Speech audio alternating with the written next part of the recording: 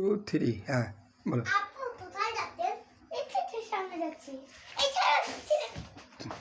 দাও দাও, টাকা নাও।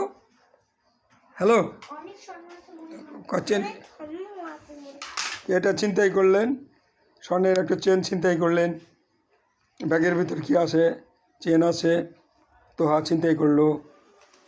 হ্যাঁ, এবং ওকে গুলি করছে, গুলি করে ফেলে দিছে।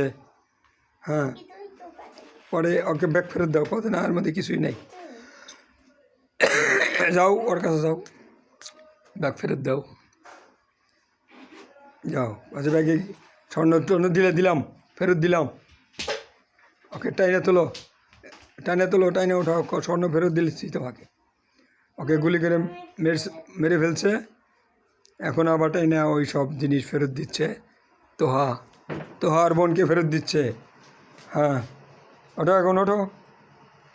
হ্যাঁ, কি তোমার জিনিস বুঝতে পেরেছো? হ্যাঁ, তুমি ভালো করছো। তুমি কি এখন খুশি? অনেক খুশি। চিন্তা করে সব নিয়ে গেছিলো তোহা, ও আবার ফেরত দিয়ে দিছে। ফেরত দেওয়ার পরে এই যে ও খুব খুশি হয়েছে। তাহলে তুমি কি ঠিকমতো স্কুলে যাবা? ও স্কুলে যাবে, লেখাপড়া করবে, ও খুব ভালো মেয়ে। আর এই যে তোহা, ও একটু খালি পিস্তল নিয়ে খালি ঘোরাঘুরি করে, খালি অভিনয় করে। এরকম তোহা ও বিভিন্ন জায়গায় আরও যাবে, কথা বলবে। হ্যাঁ,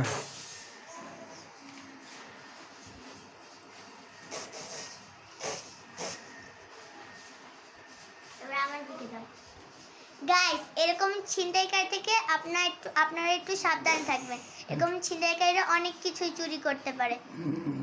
এই জন্য বেশি টাকা পয়সা নিয়ে যেন রাস্তায় না বের হয়। এই জন্য বেশি টাকা পয়সা নিয়ে যাবেন না রাস্তায়, 1-2 হাজারের বেশি।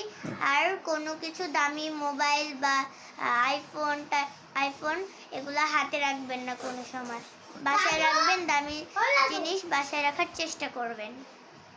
আর এগুলো হারিয়ে গেলে অনেক ক্ষতি হবে। কারণ এগুলো অনেক টাকার জিনিস। আসসালামু আলাইকুম। ওয়ালাইকুম আসসালাম। কি সুন্দর কথা বললেন। জনগণকে সতর্ক করে দিচ্ছে, দামি জিনিস নিয়ে যেন রাস্তা বের না হন, যে কোনো টাইমে ছিনতাই অপহরণ হইতে পারেন। এই জন্যে ঘরে রেখে যাবেন এবং টাকা পয়সা ব্যাংকে রাখবেন। ও বললো 1-2 হাজার টাকা কাছে রেখে আর সবগুলো ব্যাংকে রাখার জন্য। লাখ লাখ টাকা নিয়ে যেন কেউ বের না হয়। ওই ছোটো মানুষ এত বুঝনেওয়ালা, বুঝে শুনে সে কথাগুলো বলছে। ওকে আপনারা সবাই দোয়া করবেন, ও যেন ঠিকমতো লেখাপড়া করে, এবং ওকে ধন্যবাদ দিবেন সবাই।